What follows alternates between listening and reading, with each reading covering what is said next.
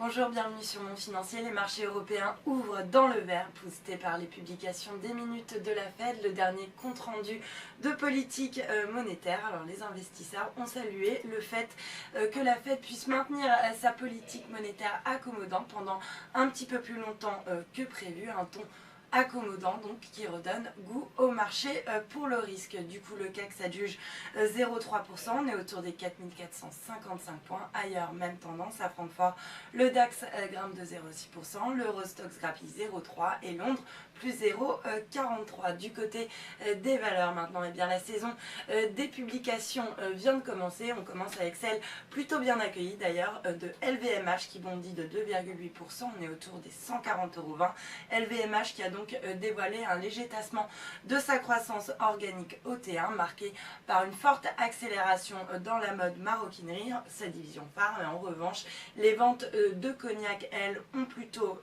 déçu. Dans son sillage, on a donc Pernod Ricard qui accuse le coup et qui abandonne 0,6%, alors que Kering, à l'inverse, progresse de 2,4% à 153,70 €. À noter également Carrefour qui recule de 0,5% après avoir vu sa croissance organique s'accélérer au T1, dopé notamment par de bonnes performances au Brésil, son deuxième marché, tandis que la dynamique, elle, s'est légèrement tassée en France où la guerre des prix produit des effets déflationnistes. À noter également Lafarge qui redonne 0,5% à 66,07 €, alors que Crédit Suisse a abaissé sa recommandation à neutre sur le dossier. Puis on notera également Lanterne Rouge du SBF 120, Thales qui recule de 1,8% après avoir annoncé pourtant viser une légère amélioration de sa marge opérationnelle entre 1,5 et 2,5%, une marge qui devrait atteindre donc entre 9,5 et 10% d'ici